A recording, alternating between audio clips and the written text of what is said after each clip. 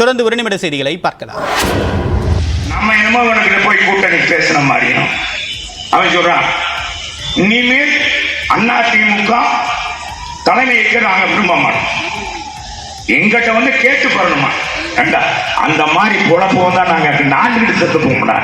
அதிமுக முன் வந்தால் கூட்டணி குறித்து பேசுவோம் என்று பாஜக தமிழக தலைவர் அண்ணாமலை கூறிய கருத்துக்கு முன்னாள் அமைச்சர் செல்லூர் ராஜு தெரிவித்த கருத்துக்களே இவை. மதுரை மாவட்டம் சமயநல்லூர் அருகே பரவையில் அதிமுக புதிய உறுப்பினர் அட்டை வழங்கும் நிகழ்ச்சி நடைபெற்றது. இதில் பங்கேற்று உரையாற்றிய முன்னாள் அமைச்சர் செல்லூர் ராஜு, நேற்று பெய்த மழையில் முளைத்த காளான் தான் அண்ணாமலை என்று கூறினார். இப்படி பேசி பேசி தாண்டா தனிப்பெருங்கட்சியா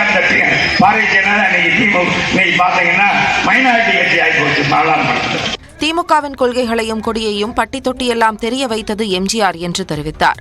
அந்த திமுகவை பட்டி தொட்டி எல்லாம் செய்து இன்னைக்கு இருக்கிற பாமர மக்களுக்கெல்லாம் இன்னைக்கு 50-60 வயசு நிறைந்தவர்களுக்கு எல்லாம் தெரியும் திமுக வளர்ச்சியா எம்ஜிஆர். தங்கள் குடும்பத்தில் யாரும் கட்சி பதவிக்கு வரமாட்டார்கள் என்று கூறிய முதலமைச்சர் ஸ்டாலின் தனது மகனை துணை முதலமைச்சராக்கப் போவதாக விமர்சித்தார்.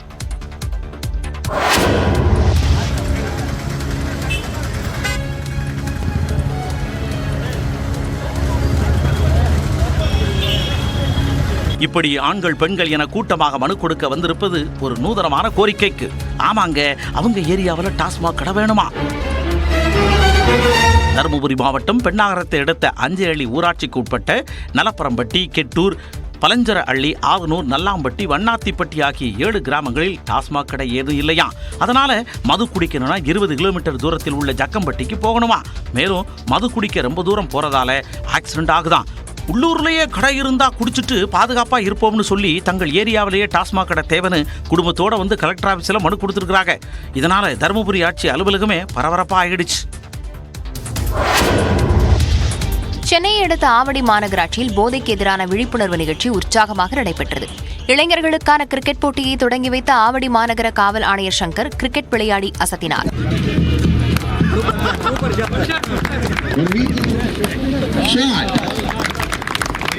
பின்னர் ஆவடி காவல் ஆணையரகம் சார்பில் உருவாக்கப்பட்ட போதைக்கு எதிரான விழிப்புணர்வு பாடலை வெளியிட்ட பாடகர் மனு அதை பாடி காட்டினார். எங்களோட வாழ்வில் இனி போதை என்றும் இல்லை, உறுதிமொழி இன்று எடுப்போம். ஒயிட் காலர் வேலை பார்க்கும் யூத்து நாங்க தான், இப்போ வெயிட்டான மேட்டர் ஒன்று சொல்ல போறோம் தான். போதை இல்லா தமிழகத்தை உருவாக்குவோம், எல்லோரும் சேர்ந்து இங்கு ஜெயிச்சு காட்டுவோம். முன்னதாக போதைக்கு எதிரான உறுதிமொழி ஏற்பு நிகழ்ச்சிக்கு பிறகு காவலர்கள் பங்கேற்ற இருசக்கர வாகன விழிப்புணர்வு பேரணியும் நடைபெற்றது.